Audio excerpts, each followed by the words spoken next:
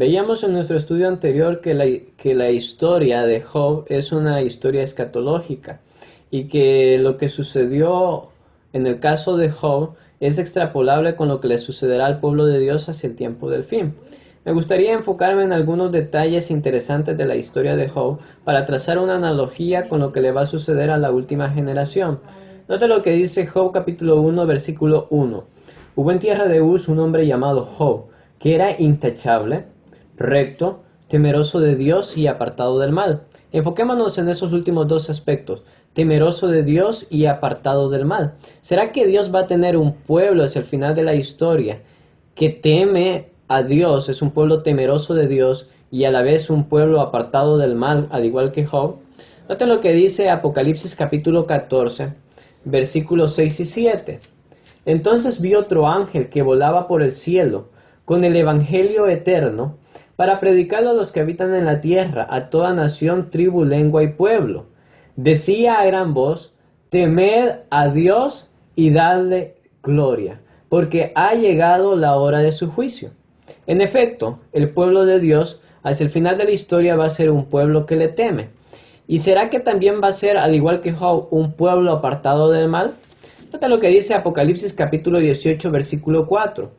Y oí otra voz del cielo que decía: salid de ella, pueblo mío, para que no participéis de sus pecados y no recibáis de sus plagas.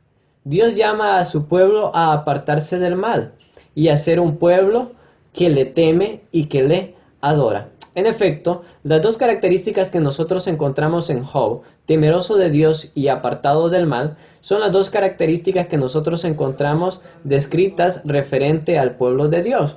Ahora, volvamos a Job capítulo 1, versículo 3. Dice: y poseía 7,000 ovejas. En la Biblia, las ovejas representan a los cristianos o al pueblo de Dios. Juan 10:27 dice: mis ovejas oyen mi voz y me siguen. En el verso 16 del mismo capítulo de Juan dice: también tengo otras ovejas que no son de este redil. Y en Mateo 25:33 dice que apartará a las ovejas, refiriéndose a los cristianos fieles, y los colocará a su derecha para heredar el reino de Dios. Ahora, el número que aparece en Job capítulo 1 versículo 3 es interesante. Dice que eran 7,000. ¿Qué representa el 7 en las Sagradas Escrituras? Representa plenitud, perfección o que algo está completo. Dios terminó la semana o completó la semana en el séptimo día. Nosotros encontramos que, aunque si bien es cierto, Dios hizo todas las cosas en 6 días, en Génesis 2 dice que terminó o finalizó su obra de creación en el séptimo. El número 7 significa plenitud, que algo está completo. Entonces, si son 7,000 ovejas, representa el hecho que el número de los salvos o el número de los escogidos ha llegado a su plenitud. Es decir, estamos refiriéndonos a la última generación. Ahora, quiero llamar la atención hacia el verso 16, Job 1:16. Allí Satanás hace descender fuego sobre las ovejas y sobre los pastores. Noten lo que dice Job 1:16. Aún estaba hablando, cuando vino otro mensajero y le dijo: un fuego de Dios cayó del cielo y quemó a las ovejas y consumió a los pastores.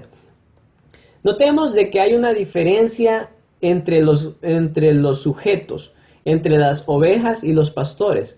Dice que a las ovejas las quemó, pero dice que a los pastores los consumió. ¿Hay alguna diferencia entre quemar y consumir? Sí. Aunque consumir implica quemar, consumir significa de que no quedó absolutamente nada, sino más que la ceniza. Y quemar, pues no necesariamente significa de que tiene que morir. Yo puedo quemarme un dedo, por ejemplo, pero no voy a morir por eso. Entonces hay una diferencia. Y la Biblia es específica y dice: quemó a las ovejas y consumió a los pastores. Ahora, para que entendamos esto un poco mejor, quiero recordar la historia de Sadrach, Mesach y Abednego, 3 jóvenes. Curioso, porque en el libro de Apocalipsis nosotros encontramos 3 ángeles. Ahora, estos 3 jóvenes se rehúsan a adorar una imagen que Nabucodonosor ha levantado. Y como consecuencia de haberse rehusado a adorar la imagen que Nabucodonosor levantó, el rey los coloca dentro de un horno de fuego. Ahora, el mensaje de los 3 ángeles que representa al pueblo de Dios hacia el tiempo del fin, también hace un llamado a no adorar a la imagen de la bestia, ni a la bestia. Ahora, como consecuencia de eso, ¿qué hará la bestia? ¿Qué hará este sistema con aquellos que no quieran adorarle? Noten lo que dice Apocalipsis capítulo 13, versículo 13. Realizaba grandes señales y hasta hacía descender fuego del cielo a la tierra ante los hombres. Notamos de que la historia se va a repetir, pero esta vez no será sobre ovejas, no será sobre algo simbólico, sino que esta vez será sobre el pueblo de Dios que guarda sus mandamientos. Y alguien podría decir, bueno, si las ovejas son simbólicas, el fuego también es simbólico. Notemos lo que dice Apocalipsis capítulo 7, verso 16. Hablando sobre los 144,000, dice allí, nunca más tendrán hambre ni sed, y el sol no caerá más sobre ellos, ni ningún otro calor. Noten el verbo que usa Juan. Dice, el sol no caerá más sobre ellos. ¿Por qué? Porque este pueblo habrá tenido que pasar por ese tiempo de angustia. Este pueblo, este grupo de personas, es el grupo de personas que se paró firme delante de la bestia y delante de su imagen y no la adoraron. Y como consecuencia tuvieron que arrostrar con el fuego que Satanás hará descender, al igual que como lo hizo en los días de Job. Ahora, en los versos 6 al 12 de Job 1, nosotros encontramos la acusación que hace Satanás sobre la ley de amor, sobre el gobierno, sobre el fundamento del gobierno de Dios. Satanás arguye que es imposible para el ser humano obedecer la ley por amor, que se obedece nada más por interés o que se obedece cuando las circunstancias son favorables, pero que cuando las circunstancias se tornan más graves, cuando la bonanza no es tan amable, entonces no se puede obedecer su santa ley. Ahora, nosotros conocemos la historia y lo más hermoso es, y lo encontramos en Job capítulo 1 versículo 22, es que Job no pecó ni blasfemó el nombre de Dios a pesar de las circunstancias. Es lo mismo con la última generación. La última generación que ha de vivir sobre esta tierra, aun cuando tenga que pasar por la situación más difícil que ningún ser humano, que ninguna otra generación haya tenido que pasar antes, porque el libro de Daniel describe el tiempo de angustia como como una angustia cual nunca ha habido antes, aun aunque tenga que pasar por todo eso, será un pueblo que se mantendrá firme y no cometerá pecado ni blasfemará el nombre de Dios. Ahora, en el libro de Job no se nos explica el origen del pecado. Ahora, ¿por qué no se trata acerca del origen del pecado en el libro de Job? La respuesta es sencilla. El pecado no tiene explicación. El conflicto de los siglos, página 546, dice, si se pudiera encontrar alguna excusa en su favor o señalar la causa de su existencia, dejaría de ser pecado. No podemos investigar, no podemos tratar de entender el origen del pecado. Por eso en la Biblia nosotros no encontramos mucha información al respecto. Solo encontramos algunos pasajes que nos esbozan a largos rasgos cómo comenzó la rebelión, pero no nos explican el origen del pecado, no nos explican el origen de la maldad. Ahora, deberíamos de reflexionar un poco más en esto. Cuando suceden cosas malas, muy a menudo los cristianos decimos, Dios sabe por qué pasan las cosas, Dios sabe por qué se lo llevó, o Dios sabe por qué pasó esto. Pues la verdad es que hay cosas malas que suceden en nuestras vidas que no tienen un propósito. No era el propósito de Dios que nosotros estuviésemos sufriendo. Ahora, Dios puede tornar el dolor, el sufrimiento, en algo de beneficio para sus hijos. Pero nunca fue el propósito de Dios que el pecado existiese y que el dolor lacerara nuestras vidas. Ahora, aunque el libro de Job no nos habla sobre el inicio o el origen del pecado, sí nos da detalles sobre cómo va a finalizar el gran conflicto. En Job 39, nosotros encontramos que Dios describe a las cabras monteses y habla sobre el macho cabrío. En Levítico 16:10 nosotros sabemos que el macho cabrío representa a Satanás. Eso es Job 39. En Job 40, Dios menciona a un ser soberbio y dice que este ser es Behemoth. Ahora, nosotros sabemos que el primer soberbio, que el primero que se le enalteció el corazón a causa de su hermosura, Ezequiel 28:17 dice que es Satanás o que fue Lucifer. Y en Job 41 nosotros encontramos el Leviatán. Ahora, ese Leviatán nosotros encontramos otra descripción de él en Isaías 27, donde dice que Dios castigará al Leviatán, al dragón o a la serpiente. Apocalipsis 12 nos expresa de que ese dragón no es otro sino Satanás. Ahora, quisiera que notemos algunos detalles importantes o interesantes referente a cómo va a castigar Dios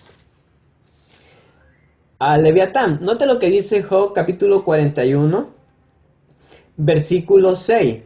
Dice, ¿harán de él banquete los compañeros? ¿Lo repartirán los mercaderes entre sí? Menciona dos detalles y dice banquete y la repartición de los mercaderes. Quisiera que vayamos al libro de Apocalipsis y leamos en el capítulo 19 de los versos 17 en adelante.